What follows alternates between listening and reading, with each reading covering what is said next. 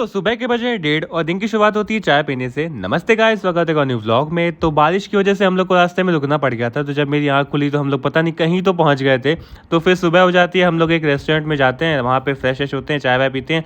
इसके बाद हम लोग आगे के लिए निकल जाते हैं। तो हम लोग को तो एमपी में बहुत सारे विंड मिल दिखे थे, मतलब मैंने लाइफ में पहली बार एक विंड मिल देखा था। तो फाइनली हम लोग उज्जैन की रोड पे आ चुके हैं। तो पहली बार मुझे साइन बोर्ड दिखा है जिसमें उज्जैन लिखा है। तो हम लोग अपने घर से निकले थे कल 1:30 बजे दोपहर में, और हम लोग लगभग 8 बजे के लगभग पहुंच चुके हैं उज्जैन। तो लगभग 17 से 18 घंटे लगे हैं। तो अब हम जा रहे हैं महाकालेश्वर मंदिर, महाकाल जी के दर्शन करने के लिए। तो उससे पहले हम जाते हैं पार्किंग में, तो वहाँ जाके पार्किंग में हम लोग गाड़ी पार्क करते हैं। तो फाइनली हमने उज्जैन की धरा पे कदम रख चुका है। तो अब हम जा रहे हैं एक होटल देखने, मतलब वहाँ पे हम जाके चेंज वेंज करेंगे। तो हम लोग एक होटल देख लेते हैं जिसका नाम है होटल परी। तो हम लोग का रूम है 301। तो मुझे लगा था ये 301 फ्लोर का बिल्डिंग होगा, लेकिन यहाँ पे 3rd फ्लोर के हिसाब से 301 था। तो रेडी होने के बाद हम सब निकल जाते हैं दर्शन करने के लिए। तो यहाँ पे हम लोग जा रहे हैं अब मंदिर में।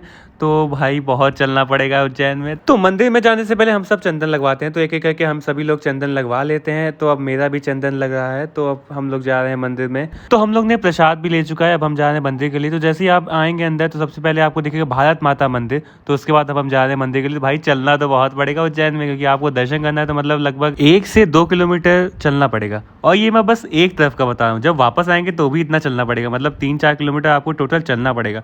तो यहाँ पे हम लोग को तो बहुत भीड़ दिखती है भाई, लिटरली आज इतना भीड़ है ना। अब बाकी दिन भी यहाँ पे भीड़ रहती है ये तो मुझे नहीं पता। तो आज शायद सैटरडे है तो इसलिए ज़्यादा भीड़ है। तो यहाँ पे जैसे ही आप अंदर आएंगे सबसे पहले आपको एलईडी टीवी में लाइव दर्शन दिखते रहेंगे। तो धीरे धीरे हम लोग जा रहे हैं।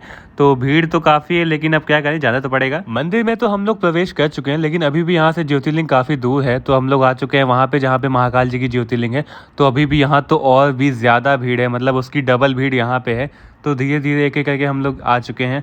तो फाइनली हम लोग को भी दर्शन हो जाते हैं महाकाल जी के। आप लोग भी दर्शन कर लीजिए। तो फिर अब हम लोग निकल जाते हैं बाहर की तरफ। तो फाइनली दर्शन हो चुके हैं। तो महाकाल जी के दर्शन करने के बाद हम निकल जाते हैं अपने रूम की तरफ। तो मेरी तो 2 ज्योतिर्लिंग होगी, एक तो काशी विश्वनाथ जी की और ये महाकाल जी की। तो हम आ जाते हैं रूम में। यहाँ पे आराम करने के बाद हम निकल जाते हैं बाबा भैरवनाथ जी के दर्शन करने के लिए। तो महाकाल जी से और भैरवनाथ जी की दूरी है लगभग 8 किलोमीटर, 7 से 8 किलोमीटर है। तो हम लोग जा रहे हैं बाबा भैरवनाथ जी के मंदिर, वहाँ पे दर्शन करने के लिए। तो फाइनली हम पहुँच जाते हैं भैरवनाथ जी के मंदिर में। तो यहाँ पे पार्किंग में गाड़ी लगाने के बाद हम आ जाते हैं मंदिर में। तो यहाँ तो भाई डबल ट्रिपल चौल, आप मतलब कितना भीड़ बता दूँ ना, मतलब बहुत भीड़ थी यहाँ पे। तो हमें लगभग मंदिर जाने में, सिर्फ मंदिर जाने में 2 से 3 घंटे लग गए। तो यहाँ से आपको शिप्रा नदी के भी दर्शन हो जाते हैं।